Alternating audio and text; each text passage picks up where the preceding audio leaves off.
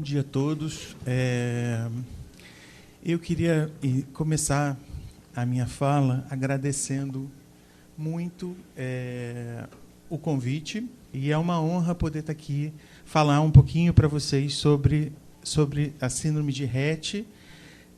Na verdade, algumas comorbidades da síndrome de Rett, né? Eu estava brincando com a Bruna, eu falei assim, Bruna, essa plateia aqui sabe mais síndrome de Rett que todo mundo aqui junto, né? Muitos falaram especial. Eu acho que eu não conheço filho que não seja especial para qualquer pai ou para qualquer mãe. Então todos são. Então eu costumo dizer o seguinte: o caminho é diferente, mas é um caminho como qualquer outro. A diferença entre o caminho de quem segue de uma criança que não é típica, né, que não está naquele padrão normal, é só um caminho diferente que a gente não conhece. Isso dá medo, dá um pouco de receio, mas depois agarra e luta e se organiza e vai em frente. É isso aí, isso é muito bonito. Muito bonito ver vocês fazerem isso. E contem comigo sempre, pode chamar, eu estou sempre aqui. E obrigado pelo convite. O que eu separei para falar para vocês primeiro eu vou falar de epilepsia, e para uma plateia que sabe muita coisa de síndrome de Rett, mas quando vai entrar na epilepsia, precisa entender que a epilepsia não é uma coisa só da síndrome de Rett, né? A epilepsia é uma comorbidade. Então, eu preciso mostrar para vocês o olhar da epilepsia. O que é a epilepsia?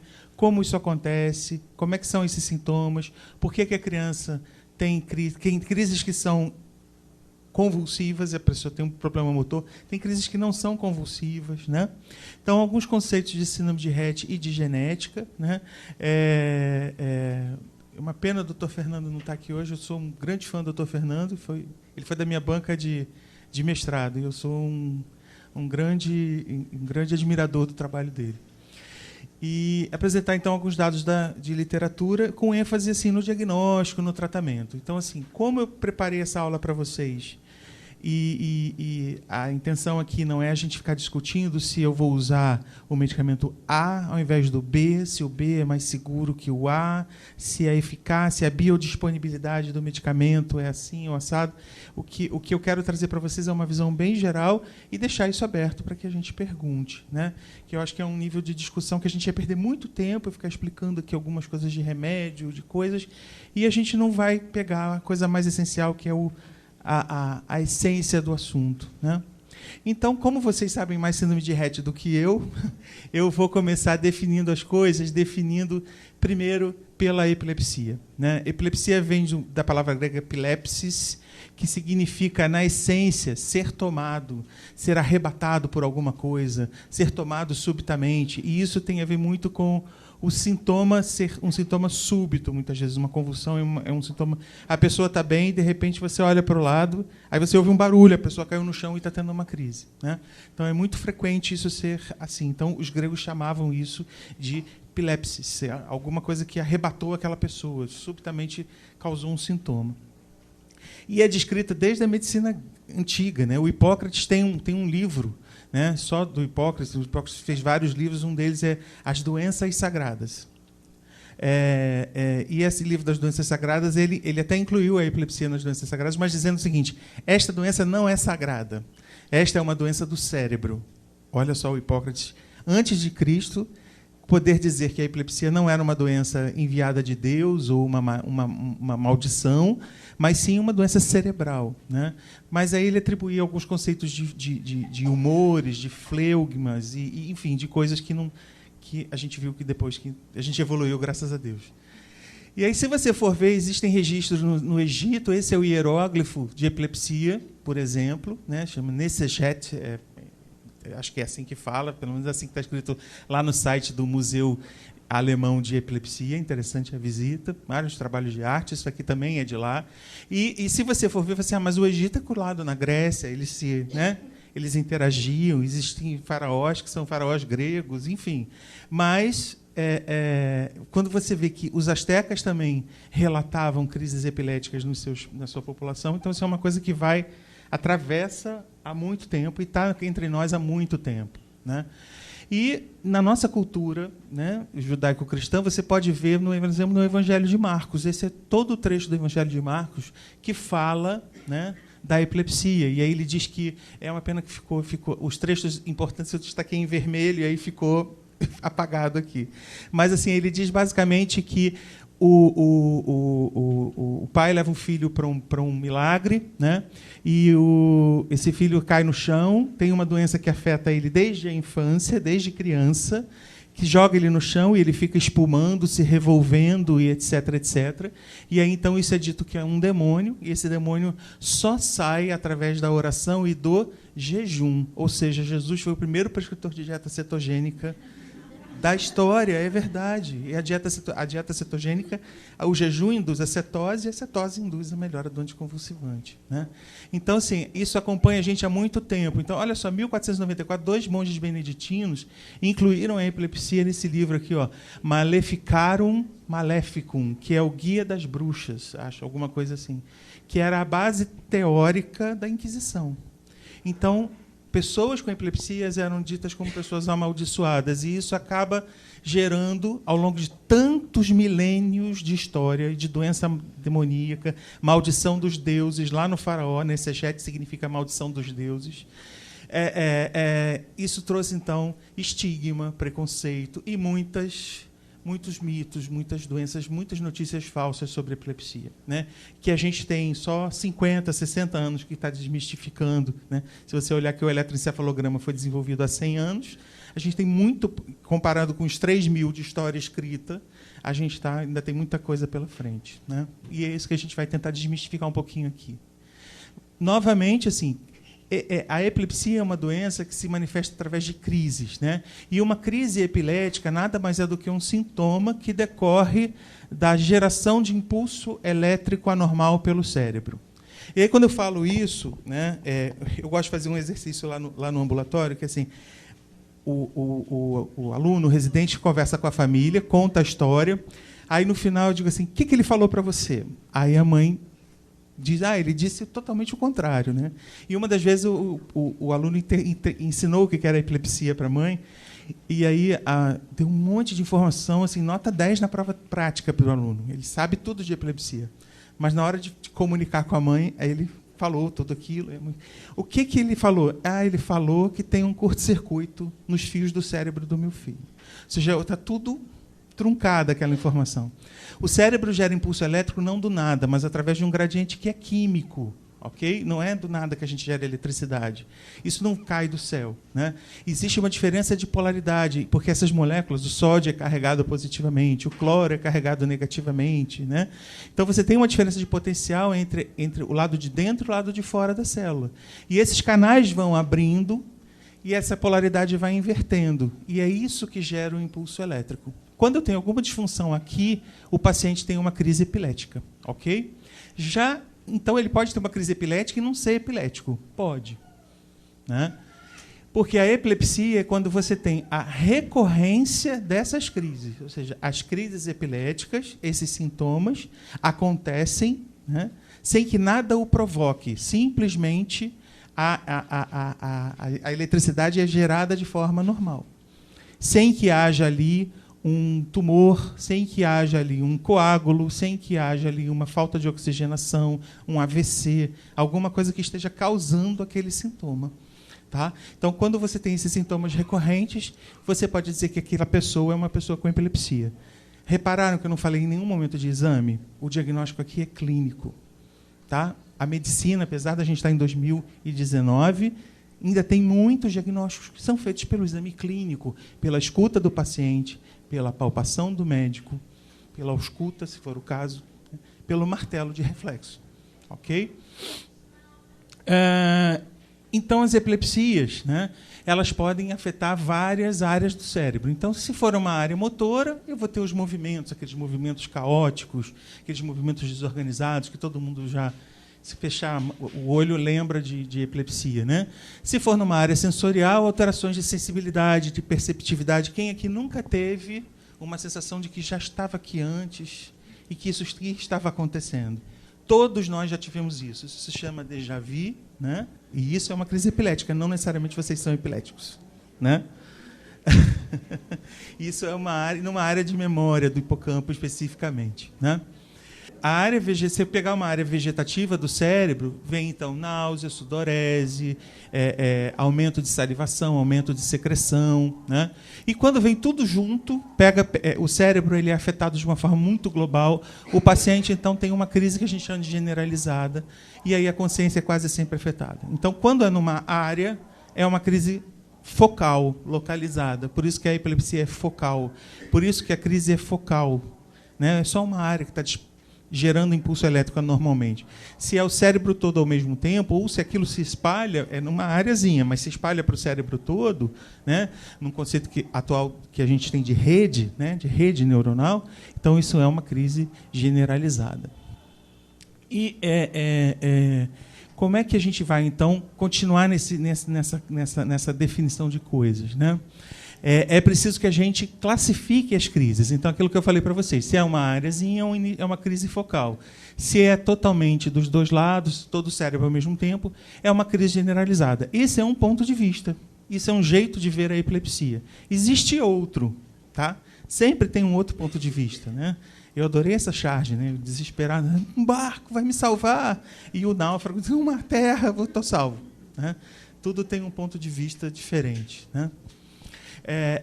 E esse outro ponto de vista é que a Liga Internacional, que foi o autor que a Bruna citou na dieta cetogênica, que é a reunião de todos os especialistas de epilepsia do mundo, e a gente tem alguns brasileiros lá, graças a Deus, eles definiram que as crises são classificadas dessa forma, mas as epilepsias elas podem ser classificadas pelos tipos de crise, e aí a gente diz que é uma epilepsia não sindrômica. Eu digo assim, esse paciente sofre de uma epilepsia parcial ou uma epilepsia focal complexa, focal simples, focal com consciência preservada, né?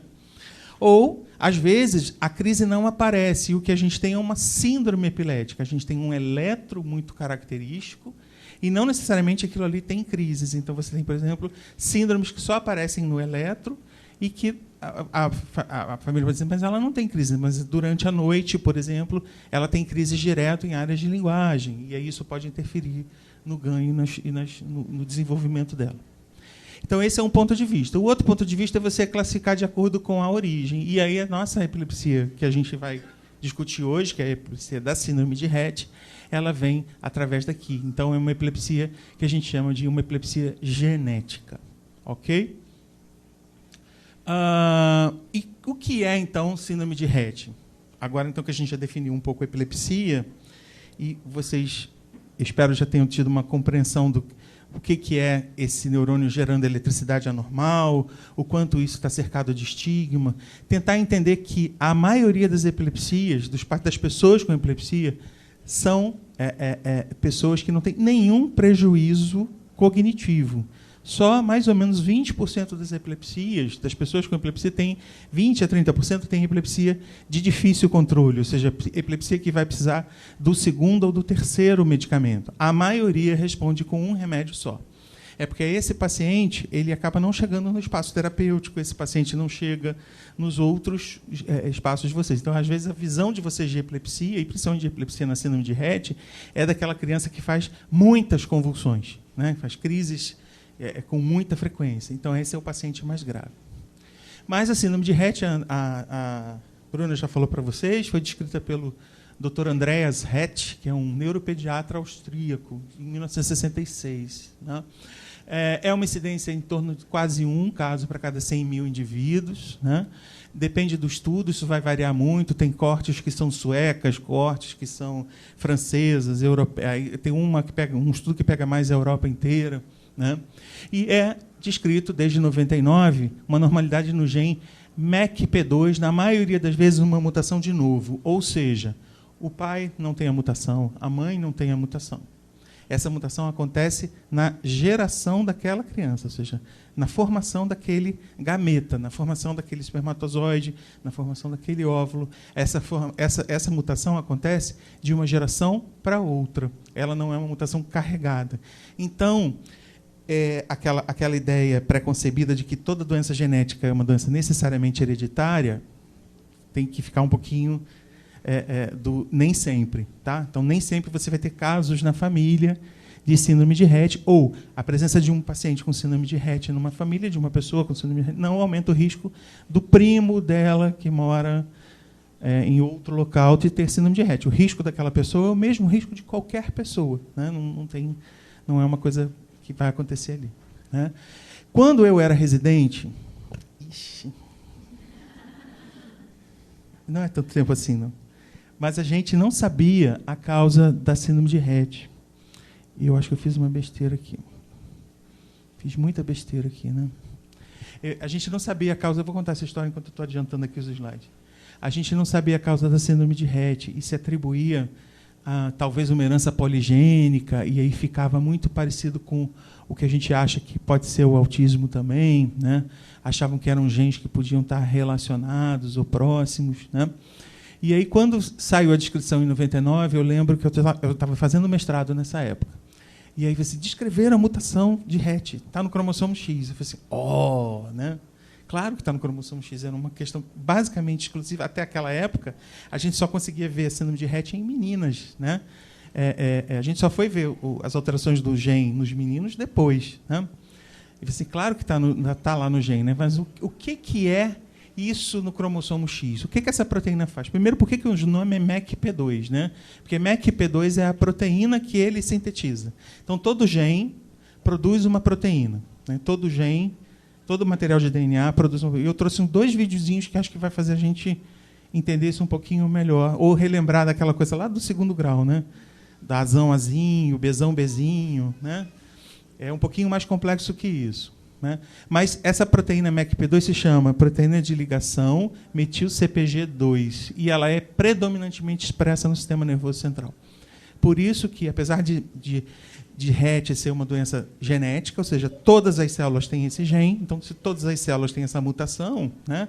Ora, então, por que não tem um sintoma cutâneo, não tem um sintoma renal, não tem um sintoma intestinal, ósseo, né? Que seja atribuído a esse gene, né? Porque essa proteína se expressa mais no sistema nervoso central. E como as meninas têm 2 cromossomos X, um é ativo e o outro é inativado. Então, isso também vai depender de qual é o cromossomo que é ativo ou inativado. E isso é feito de forma randômica. Então, quando vai fazendo as divisões celulares, às vezes é o X paterno que é inativado, outras às vezes é o X materno que é inativado. Então, dependendo do quanto de X inativado ela tem em cada tecido, ela pode ter uma variabilidade tão grande de sintomas. Por isso, essa imensa variedade de sintomas, não só pela alteração genética, pela mutação nas letrinhas lá escritas, né, mas também pelo grau de inativação do X, né? Isso é muito importante. Todos os estudos que veem fenótipo genético, eles também veem o padrão de inativação do X. E essa proteína ela é muito importante na regulação da expressão de outros genes, né? E ela causa, então, efeitos deletérios no sistema nervoso central, principalmente maturação neuronal, ou seja, na formação do cérebro, né? Eu costumo dizer assim, cérebro não é fruta para amadurecer, né? Mas, assim, quando a gente fala que maturação neuronal é uma tradução... Isso, em inglês, soa menos diferente do que para nós. A gente acaba fazendo a tradução literal, né?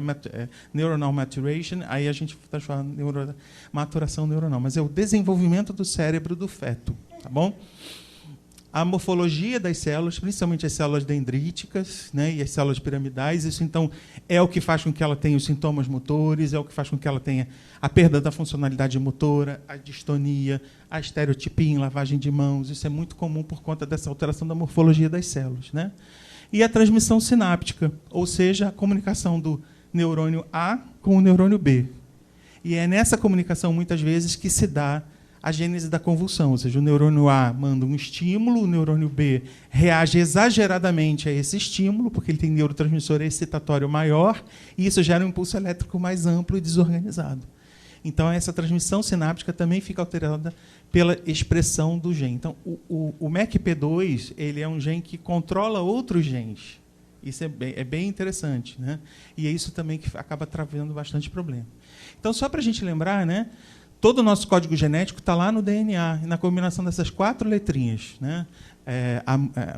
Você imagina quanta música você pode fazer com 7 notas, e a natureza fez a gente, e tudo com 4 notas, né?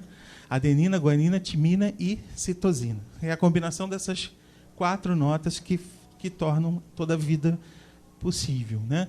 E essas letrinhas elas vão se combinando e fica isso aí bem complicado de se ver, né? Mas na hora que vai fazer a leitura, é importante a gente ver que gen é o conjunto de pares de bases que carrega a informação genética de uma pessoa para outra.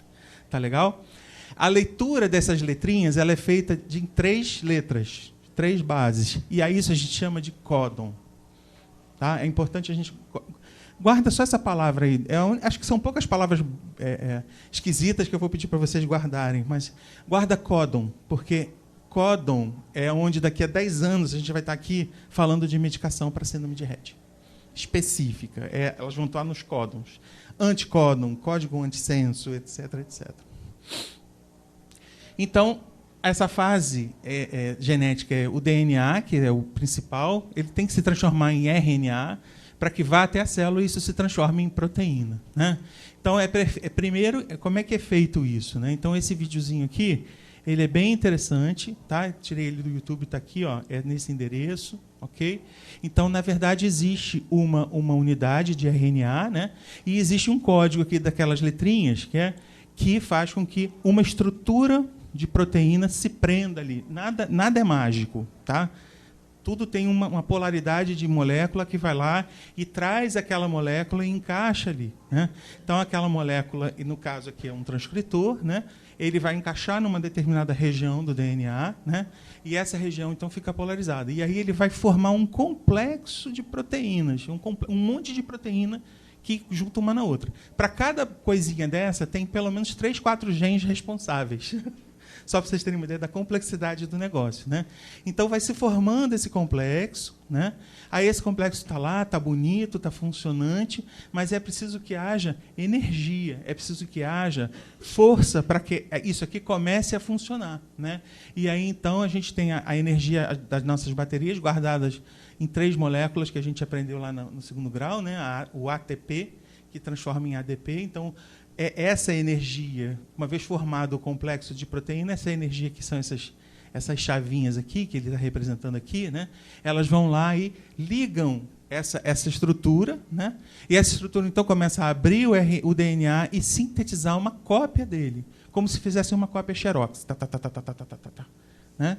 Então, essa é a cópia do RNA. É isso aqui que vai ter que se transformar em proteína. Ok? E aí, quando chega no final, ele se dispersa e aquilo tudo vai embora, para se ligar de novo em outro lugar para fazer aquilo tudo outra vez. Bonito de se ver, né? E aí, mais fácil de entender quando é uma animação assim, né? E aí, quando a gente tem essa estrutura, a gente tem estruturas que, né, lembra, né? É o conjunto de... Então, tem pares de base que são aqui, tem pares de base que são aqui, tem pares de base que são aqui, e tem um monte de letrinha aqui no meio que a gente não sabe ainda muito para que serve, né? Mas, muitas vezes, elas são o que a gente chama de introns, né? E o que interessa para a proteína são os exons. E isso é que vai funcionar para sintetizar a proteína. Então, depois que é feito essa leitura, só os exons vão para o RNA. E é o exon que vai fazer, então, a leitura dessa proteína, né? Transformar aquela alteração genética no MECP2. Né? E ele faz exatamente assim, ó, através dessa bolinha aqui, da metilação, e é essa bolinha aqui que o MECP2 atua, né? No controle da síntese dessa proteína. Essa bolinha aqui ajuda a gente na metilação daquele RNA e fazer com que a gente comece a sintetizar a proteína. Então, quando esse RNA vai lá para a célula, para o ribossomo, através da leitura dessas 3 letrinhas, ele vai colando na letra alternativa. É sempre como se fosse uma leitura em espelho, tá? Aí ele faz a leitura em espelho e isso vai juntando um aminoácido. Então, à medida que esse sistema vai formando, o ribossomo se fecha, né? E aí aquela estrutura se fecha dentro da célula, como se fosse uma cápsula de leitura, e essa cápsula de leitura, então, vai passando de 3 em 3 aqui, e ele vai, então, colocando mais uma bolinha colorida ali, ou seja, mais um aminoácido. Tá? Ó, mais um aminoácido. Aí depois um outro aminoácido, e depois um outro aminoácido, um outro aminoácido, um outro. E aí ele forma uma proteína, até que ele encontra um códon que a gente chama um códon de parada. Ó, outra coisa para guardar, códon de parada. Porque tem mutações que têm códon de parada prematuro. E aí a proteína sai ausente. E existem alterações em que essa leitura fica truncada e a proteína sai torta. É a mutação missense e nonsense, que vocês devem ter visto muito em literatura de vocês, e fica assim, que história é essa de missense e nonsense? Né? E ele vai sintetizando aquela proteína, formando a proteína até que acha o códon de parada, então ele se parte. Ok? Então, é bem interessante, porque o MECP2, ele tanto faz, então, atua na morfologia dessas células dendríticas, e ele está muito relacionado com as anormalidades motoras, como também na epilepsia, é também a anormalidade sináptica, que se acredita responsável pelos transtornos de sono, se acredita, porque isso aí muda. A gente, no mês seguinte, descobre que era ignorante no mês anterior, e é assim que o conhecimento avança, né?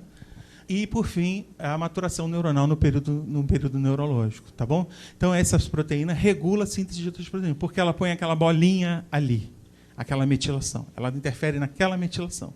Por isso é que atrapalha tudo ali dela.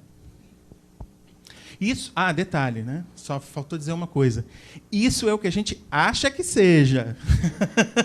Isso não está 100% confirmado. Isso é o que a gente acredita hoje, tá bom? Isso é o que se acredita hoje em termos de fisiopatológicos da síndrome de Rett. Então, existe a forma típica, né, que a Bruna foi muito, muito feliz, ela já me poupou um grande trabalho aqui. Né? Existe a forma típica, em que você tem aquela história toda do desenvolvimento normal numa fase inicial da vida da criança, quando, subitamente, às vezes o que vai trazer ela para a consulta é a interrupção da linguagem, assim, a família diz assim, ela falava e parou de falar. Né? Ou ela chegou a falar 3 palavras e parou de falar. Nem sempre as famílias são assim, estão atentas ao desenvolvimento. E aí, às vezes, essa criança chega como um atraso, não como uma regressão. E aí, a atenção ao perímetro cefálico é muito importante, porque a desaceleração do perímetro cefálico talvez seja o principal e o primeiro sintoma. Né? E aí, quando a gente pensa assim, em desaceleração, a gente pensa assim, em microcefalia. Né? Essa criança vai ficar com a cabeça fora da curva, fora do ponto de corte. E não é assim. Às vezes, ela vem num crescimento normal, e aí, depois de algum tempo, ela desacelera o crescimento. Tá? Aqui, se eu olhasse só esse dado aqui, sem ter esses anteriores, eu ia dizer assim, esse perímetro cefálico é normal. Não tem alteração nesse perímetro cefálico. Mas eu preciso olhar essa evolução aqui, para poder dizer. Então, pedir para a mãe levar o cartão da criança na consulta é fundamental. Por favor, peçam para ela trazer. Isso aqui fica no cartão da criança, do pediatra que anota. Tá bom? Além dessa regressão do desenvolvimento da linguagem, há uma regressão que se assemelha muito com o autismo, por isso que se confundiu muito Rett com o autismo, como uma forma de autismo de meninas. Né? Há estereotipias de mão, mas é basicamente a perda da função motora da mão, né? Com algumas estereotipias. Tem a estereotipia mais clássica, que é a de lavagem das mãos. Né? E outros sintomas, como a epilepsia, distúrbios respiratórios, a hiperventilação é muito comum e muito difícil de tratar quando presente, às vezes é bem angustiante de ver, né?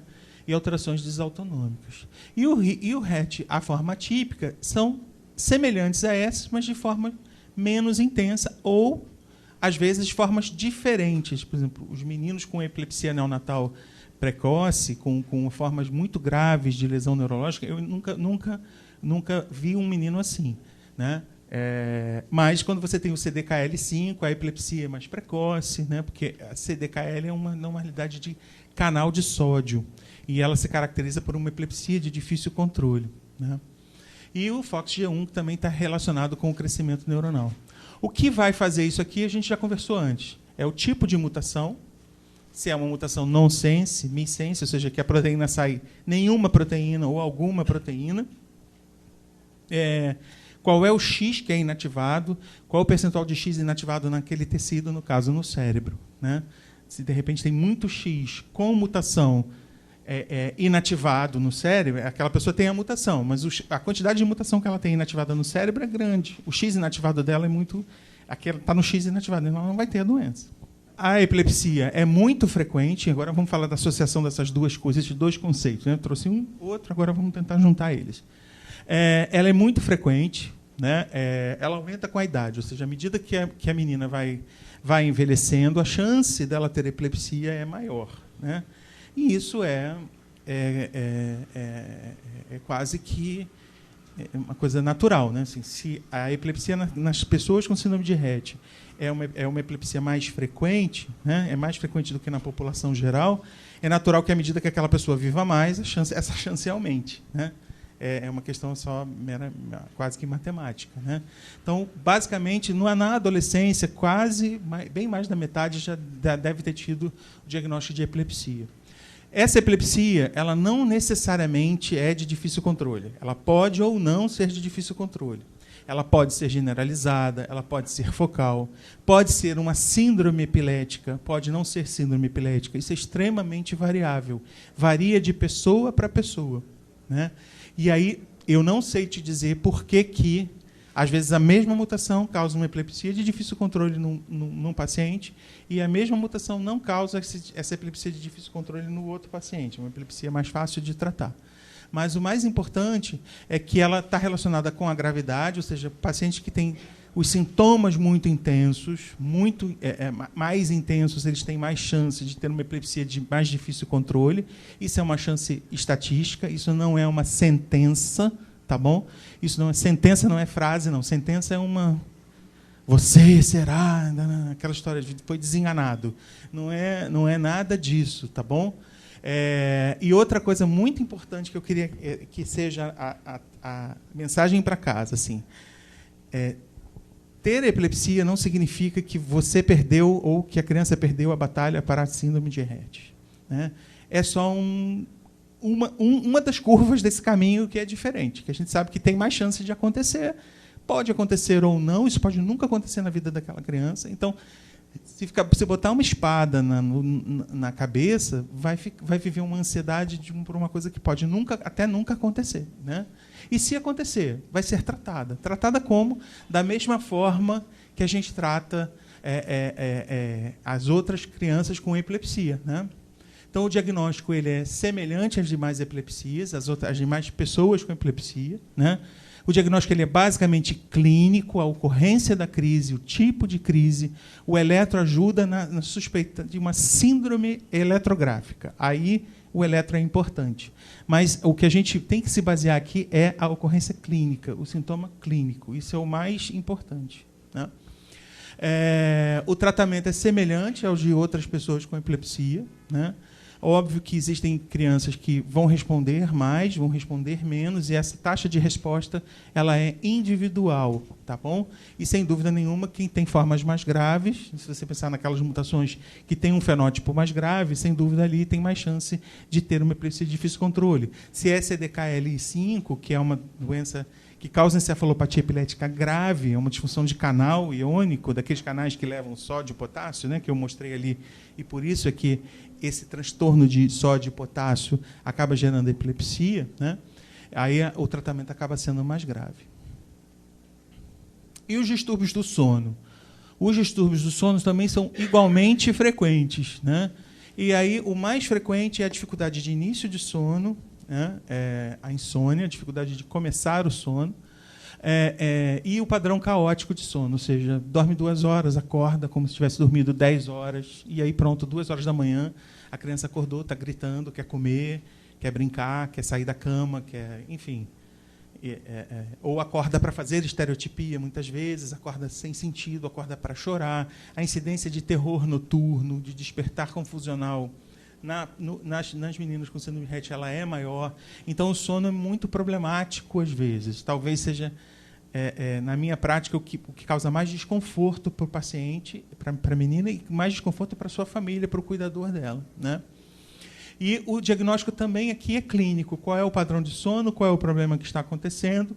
Mas a polissonografia ela é um exame que pode nos ajudar bastante na identificação de outras causas, porque nada impede essa criança de ter síndrome de Rett e ter hipertrofia de adenoide e fazer síndrome da apneia obstrutiva do sono, né? Nada impede essa criança, SAUS é síndrome da apneia obstrutiva do sono, perdão. Médico adora uma sigla, né? Impressionante.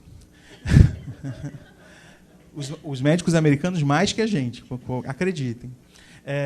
Então, a polissonografia ajuda bastante a gente nesse diagnóstico diferencial, ou seja, separar o que é pela síndrome de Rett ou o que é outra coisa. Porque se ela tem apneia obstrutiva do sono, por exemplo, ela precisa ir ao otorrino, ela precisa avaliar se tem que fazer cirurgia ou não, tem que avaliar qual é a quantidade, o índice de apneia e hipopneia, às vezes é cirúrgica a retirada da adenoide, enfim, uma série de questões que têm que ser feitas aqui.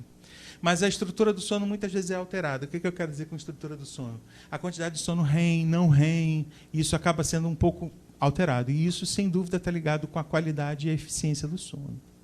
O tratamento dos distúrbios do sono, tá? Existem os tratamentos farmacológicos, existem remédios. E quando a família chega até a gente, acho que ela vem muito... É engraçado, né? Tem as famílias que chegam doidas para receber uma medicação e tem as famílias que chegam apavoradas, não querem nem pensar em receber uma medicação, né? Assim, tem os dois perfis, né?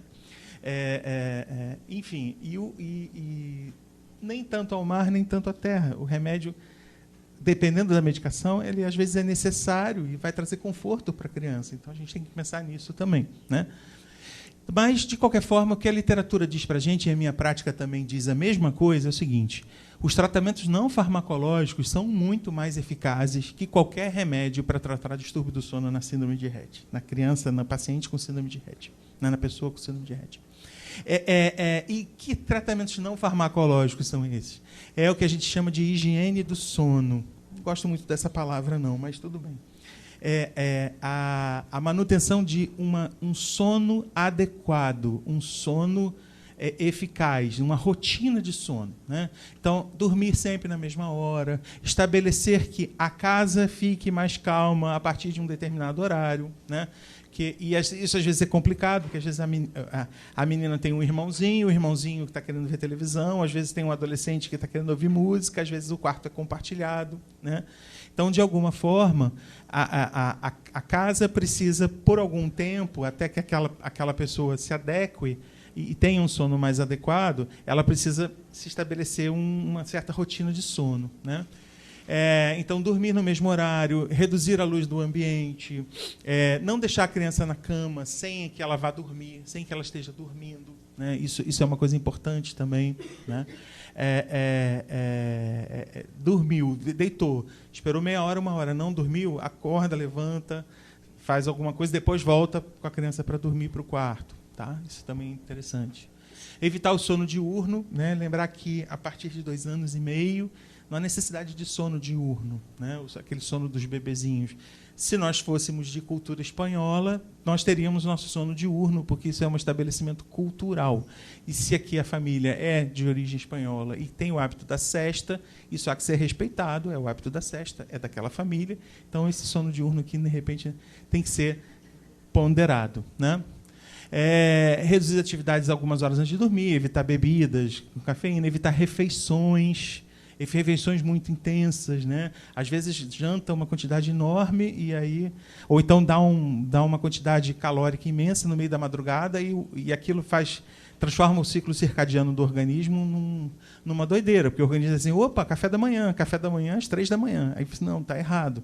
Você vai acordar todo o corticoide daquela criança, você vai acordar todo o organismo dela, dando uma refeição muito, muito, muito pesada às 2, 3 horas da manhã, só para suprir a oralidade dela, né? Cama e quarto apenas para dormir. E os medicamentos, eles auxiliam, mas são pontuais. A opção sempre é pelos indutores do sono não diazepínicos, ou seja, evitar os diazepínicos. Eventualmente, se há um desarranjo muito grande da arquitetura do sono, eventualmente um diazepínico pode ser útil, tá? Diazepínico é o Rivotril, a Prazolam, Clonazepam, o PAN, os PANs, tá bom? E os indutores do sono, o melhor talvez seja a melatonina, né? É o que tem mais trabalho, é a melatonina, e o Zolpidem também pode ser utilizado. Então, fechando o nosso encontro, espero que tenha atendido as expectativas de vocês, lembrar que essa é uma desordem do desenvolvimento que ainda não está plenamente conhecida, tá? Na verdade, a gente está sempre descobrindo alguma coisa diferente, alguma coisa que contradiz uma verdade, e isso é muito bom, né? descobrir isso precocemente é bom, mas intervir também é tão bom quanto. Então, não precisa, de repente, ficar esperando todo o processo do diagnóstico, que às vezes é um pouco demorado, dependendo, né, de como essa criança vai evoluir. Às vezes, isso não vai interferir na intervenção. A intervenção terapêutica, ela prescinde do diagnóstico etiológico, né? Porque, para o terapeuta, fazer o estímulo, estimular a linguagem, estimular, do ponto de vista motor, melhorar a coordenação motora, fazer psicomotricidade, fazer terapia ocupacional, isso muitas vezes prescinde do diagnóstico. Está em investigação, ok, mas você pode e deve trabalhar com isso. Então, diagnóstico precoce é importante, mas intervenção precoce também é muito importante. E esse diagnóstico genético é fundamental porque é aí que a gente vai atuar. É aí que eu acho que está o futuro. Isso aí é maleficorum meu, assim, é bruxaria minha. Eu acho que o futuro da gente está ali, tá? Ou seja, atuar na transcrição desse gene, aumentar a transcrição dele, bloquear ele de alguma forma, dar algum substrato para que essa célula produza essa proteína, talvez seja naquela coisa, naquele organofluxograma que a Bruna mostrou, o que está bem aqui embaixo, né? Atuar ali, no gene, né? A gente também precisa compreender isso um pouquinho mais, principalmente a questão da inativação do X, isso não está muito determinado. As epilepsias, elas são comuns, mas não significa que vai ter, né? Quando eu digo que é comum, eu quero dizer o seguinte: se eu pegar uma população de meninas não RET e uma população de meninas com RET e perguntar qual é a frequência de epilepsia aqui e aqui, sem dúvida nenhuma, nas crianças, nas meninas com RET é maior. Mas isso não é um caminho que necessariamente vai acontecer, né? Lembrar que, se acontecer, você não perdeu a batalha para a doença. Tá? Você não perdeu a batalha para o RET. O RET não ganhou. O RET não ganha nunca. Tá bom? Nunca. A gente é que ganha dele, porque eles sempre melhoram. Essas meninas sempre melhoram, né? Aliás, não só o RET, mas não só as crianças com RET, todos aqueles que vocês mostraram ali, todos melhoram. Ripronebulizador aos 7 meses de idade. Ripronebulizador aos 7 meses de idade. Tá bom? Então, assim, são essas melhoras que a gente tem que pontuar, né? Então, sempre é um caminho que a gente tem que pontuar que ela vai melhorando. E o fato de ter a epilepsia não muda o prognóstico. Se ela tem uma forma grave, ela já tinha a forma grave antes da epilepsia. Ela continua com a mesma forma grave. Ela não foi com a forma mais grave porque teve uma epilepsia. Ou ela não era, tinha uma forma atípica, teve a epilepsia e passou a ser uma forma típica. Isso não acontece. Tá? Então, assim, isso não é uma forma de vocês admitirem e nunca admitir esse derrotismo. Tá bom? Então, cuidado. Às vezes, poxa, acabei de descobrir que a minha filha tem RET, e aí agora que eu estou saindo do luto, indo para a luta, agora ela também tem epilepsia. Ou uma síndrome epilética, que é um pouco mais grave. Ou uma forma mais difícil de controle. Mas isso não pode ser nunca encarada como derrota. Tá? A gente não está perdendo. A gente está sempre ganhando. Principalmente quando vocês têm uma atitude como essa, que estão de parabéns. E os transtornos de sono também são frequentes. Tá? O importante no distúrbio do sono é tentar, tudo bem, atribuir ele à alteração genética, ok, mas pensar sempre que pode ter uma outra causa. Tá? E essa outra causa, às vezes, precisa de um tratamento mais específico.